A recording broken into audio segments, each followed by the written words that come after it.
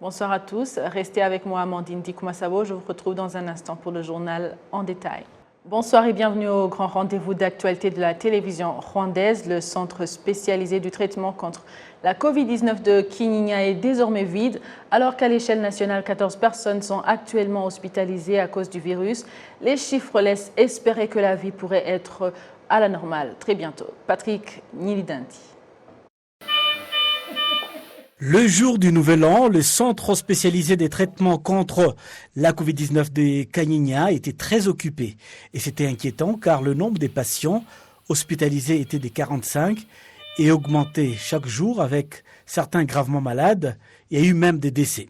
Elinia Shoborabiose était tellement malade lorsqu'il a été transféré vers ces centres qu'il ne se souvient même plus de ces transfèrements. Lui-même reconnaît être un vrai miraculeux. Mes enfants sont presque devenus orphelins et ma femme est presque devenue veuve. Cela ne s'est pas produit car le gouvernement a joué son rôle. J'exhorte donc tous les Rwandais à respecter les mesures sanitaires mises en place par le gouvernement car les retombées sont au bénéfice de nous autres populations. Ma famille et moi sommes reconnaissants du fait que je suis encore en vie en ce moment même. Ce qui fait le gouvernement, c'est veiller sur nous, comme le ferait un bon parent. Heureusement, ces mesures préventives semblent fonctionner car le centre de Kinyinya, il n'y a pas si longtemps hyperactif, est aujourd'hui vide. Le dernier patient est sorti hier et le nombre de personnes hospitalisées a continué à baisser régulièrement au cours des 2 dernières semaines. Il y a 3 jours, il ne nous restait que quelques patients. Comme vous pouvez le constater par vous-même, aujourd'hui, le centre est vide. Nous n'en avons même plus. Et nous n'attendons même pas de nouveaux arrivants en fonction de l'évolution actuelle de la situation. En général, la pandémie a considérablement reculé avec cette dernière option. Ce n'est cependant pas une raison pour que les gens deviennent complaisants, car aucune annonce n'a été faite que la Covid a été vaincue. Les communautés vivant autour du centre de traitement de Kinyinya, qui était autrefois centre de santé local, disent qu'elles aimeraient le récupérer car aller ailleurs s'est avéré très difficile.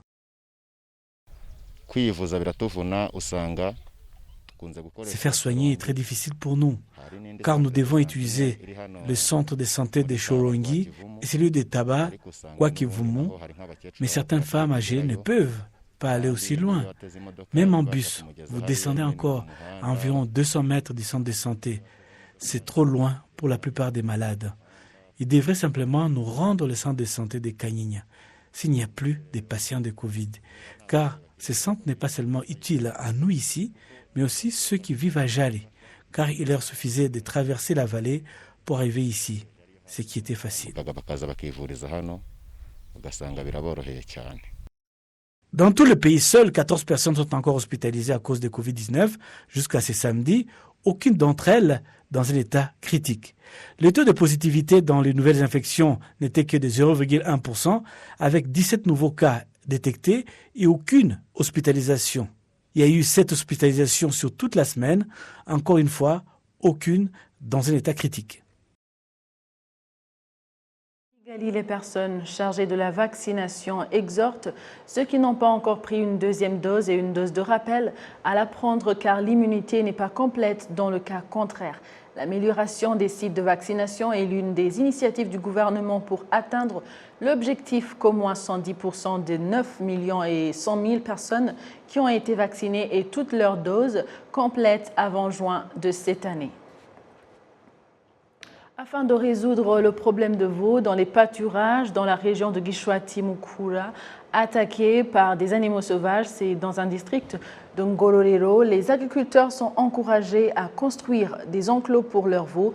Les pâturages de Gishwati-Mukura se trouvent dans les secteurs de Kavumu, Muhanda et Sovu. À ce jour, 17 veaux ont été tués dans le secteur, 7 ont été soignés et 10 sont morts. Le maire du district de Ngororero, Musi Christophe, a déclaré que la protection des vaches dans les abris sûrs est l'une des solutions à court terme mises en œuvre en l'absence d'une solution durable à la séparation des parcs Inzuri et Gishwati-Mukura. Dans le district de Ngororero, il y a 397 pâturages à Gishwati qui abritent plus de 13 000 vaches. Toujours avec l'actualité nationale, le ministre de l'administration locale, Jean-Marie Vianney-Gatabazi, affirme que le rôle des citoyens dans la planification et l'élaboration des politiques accroît leur rôle dans les projets et activités de développement destinés à améliorer leur niveau de vie. Patrick Nilidandi. Les Rwandais s'est donné comme priorité de placer les citoyens au centre de la gouvernance, ce qui implique que toutes les activités doivent être entreprises pour résoudre les problèmes de la population. Ainsi, lors de la préparation et de l'affectation du budget national, des concertations sont menées dans tout le pays afin que les citoyens puissent décider de projets prioritaires à mettre en tête de projets de l'État et ainsi les mettre en œuvre.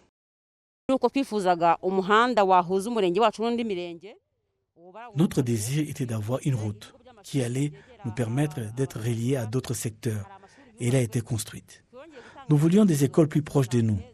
Et ces écoles ont été construites. Nous voulions aussi un poste de santé pour soutenir ceux qui ne savent pas se rendre facilement à l'hôpital. Cela a été fait. Nous avons demandé qu'un marché soit construit ici. Cela a été fait aussi. Toutes les idées que nous donnons sont mises en exécution. Le secrétaire exécutif du CSOAIB, Conseil de concertation des organisations d'appui aux initiatives de base, Jean-Claude Ngendandoumoué, trouve que mettre les résidents au centre de la gouvernance change leur perspective et leur état d'esprit, que le gouvernement est fournisseur de tout ce dont ils ont besoin.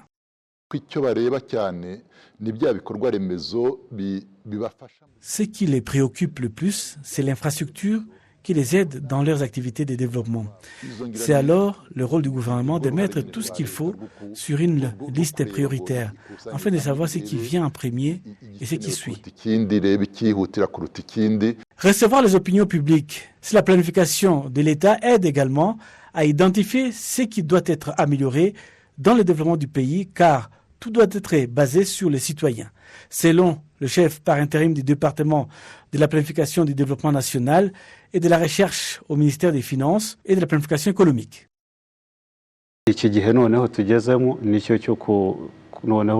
Actuellement, nous revoyons et intégrons des programmes qui devaient être mis en œuvre dans le NCT1, afin que nous puissions analyser et savoir où nous en sommes, mais aussi revenir à la base et avoir des idées des citoyens. Cela se poursuivra jusqu'au début mars.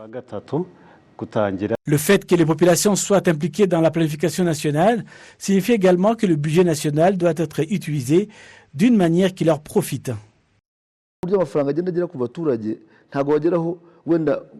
budget atteint les citoyens de différentes manières. Pour certains, c'est à travers les salaires, les paiements pour les services, à travers des programmes comme Giringa. Une partie de l'argent est donnée directement aux citoyens. Par exemple, dans le programme Giringa, des milliers de vaches sont achetées chaque année et les gens reçoivent des vaches au lieu de l'argent liquide, mais aussi d'autres animaux domestiques. La même chose s'est fait à travers des programmes de création d'emplois. Le ministre Gatabazi souligne également que lorsque les citoyens jouent leur rôle dans la proposition de planification nationale, cela augmente à son tour leurs efforts pour atteindre des meilleurs niveaux de vie. La raison pour laquelle le public devait être impliqué dans tout cela, c'est que cela leur donne pour mission de protéger ce qui a été réalisé, car cela leur appartient. Vous les attendez témoigner en disant « Nous avons demandé au président de la République un stade et nous l'avons maintenant. Nous avons demandé une route, elle a été construite. Nous avons été sortis de la pauvreté. » Tout cela indique le progrès qu'ils ont fait.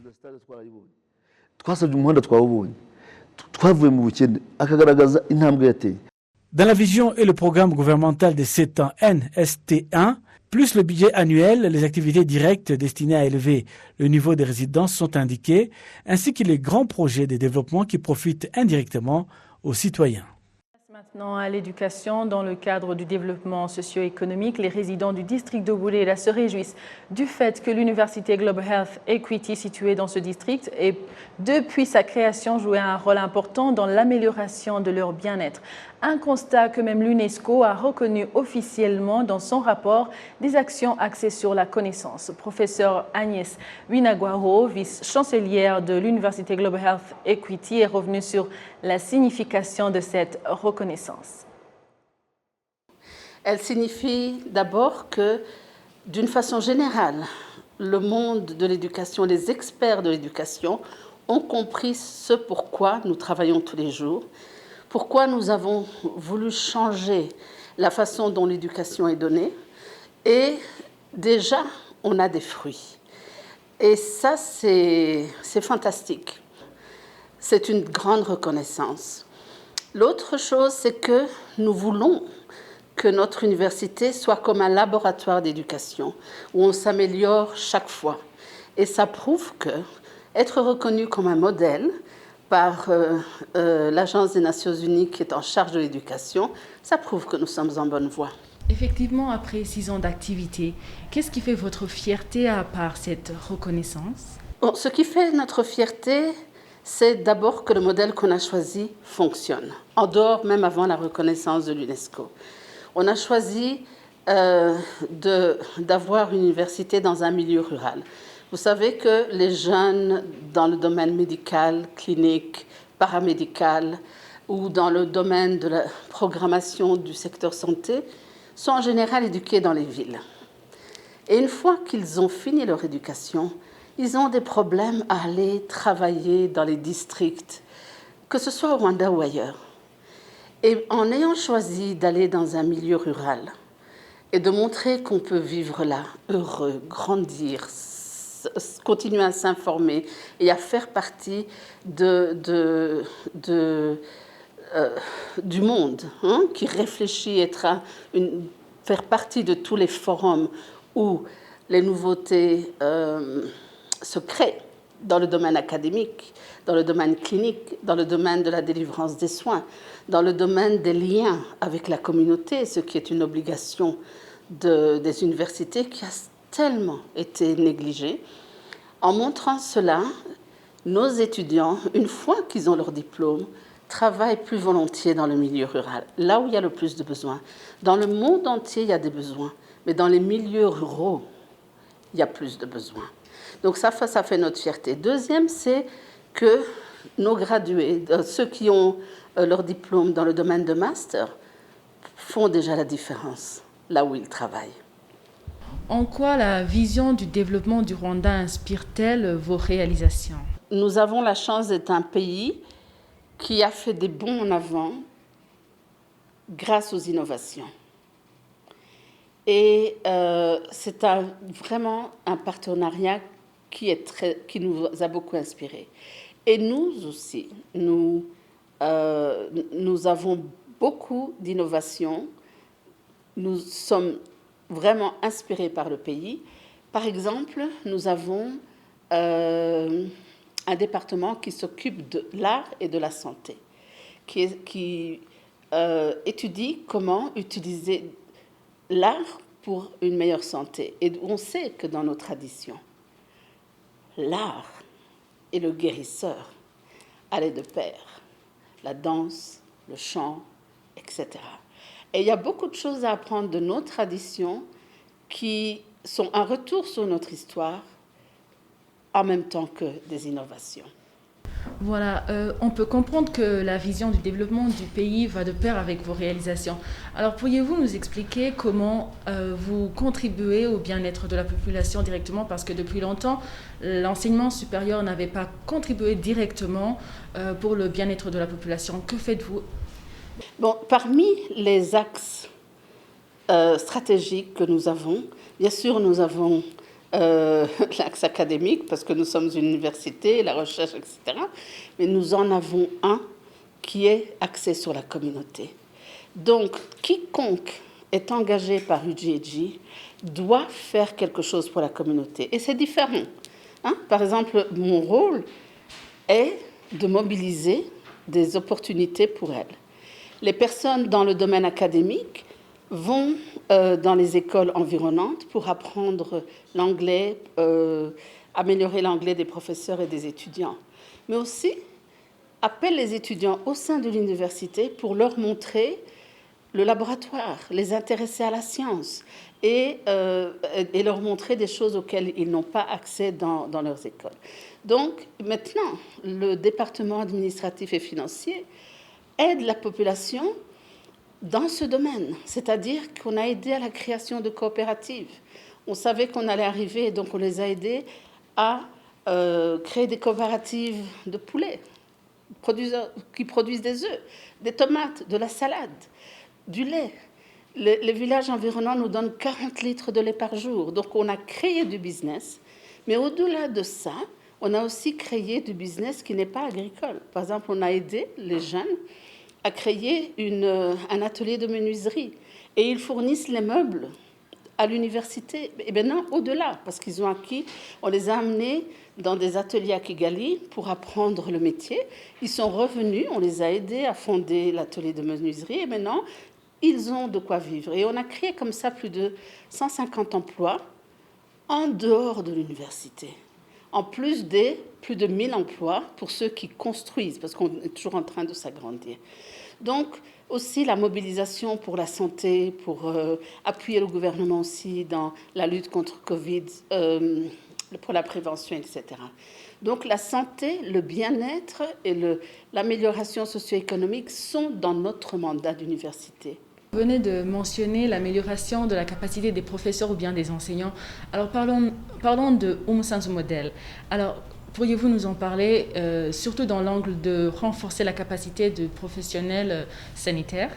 Bon, nous donnons un enseignement qui est parmi les meilleurs du monde, dans la mesure où nous avons des partenariats et nous créons des partenariats pour faire cela, avec des professeurs visiteurs, avec d'autres universités, des échanges de curricula, etc. Donc, l'enseignement que nous donnons, en tant qu'une institution qui est privée, coûte assez cher, mais nous la voulons de qualité. Donc, nous avons décidé de mobiliser l'argent pour pouvoir faire cet enseignement et de donner cet enseignement gratuitement aux étudiants en médecine, contre une seule chose. Tous les étudiants signent avec leur ministère de la Santé, les Rwandais avec notre ministère de la Santé, les Tanzaniens, les Kenyans avec le leur, qu'ils vont travailler 9 ans pour le secteur public là où leur pays en a besoin, pour tout leur salaire. Donc, ils ne vont rien rembourser. Ils vont être médecins, mais là où leur ministère de la Santé en a besoin. Donc, nous transformons directement l'éducation que nous donnons en service donné aux populations africaines.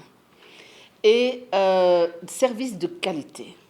Avec ça, la population sera mieux soignée, plus productive, etc. Mais nous leur donnons aussi une formation, par exemple, ils seront médecins, infirmiers, plus une maîtrise en sciences de la mise en œuvre des services de santé. Donc, ils sont capables de créer un système santé, aider leur ministère à créer un système santé. Ils sont capables d'améliorer leur système santé, de le gérer là où ils auront. Donc, ils seront un appui non seulement dans les qualités des soins cliniques, mais aussi dans la fabrication, la gestion du système santé au profit des populations. Et ça, c'est quelque chose qui, en fond, c'est dans le leadership et la gestion. Nous enseignons ça autant que les services cliniques. Parce qu'on sait que pour les services cliniques, il faut savoir gérer le staff, gérer les commandes du matériel, prévoir les problèmes, rapidement réagir aux problèmes qui sont imprévus, comme par exemple le Covid. Et tout ça, nous avons aussi des exemples de ce pays qui le fait très bien. Mais, en général, les médecins, on leur apprend à bien soigner et puis c'est tout. Nous leur apprenons à bien soigner, mais à créer aussi l'environnement pour pouvoir donner ces soins de qualité que nous leur avons appris. Merci à vous tous qui avez choisi la télévision rwandaises pour vous informer. Au nom de toute l'équipe qui a réalisé ce journal, je vous souhaite de passer une agréable soirée. À la prochaine et d'ici là, portez-vous bien.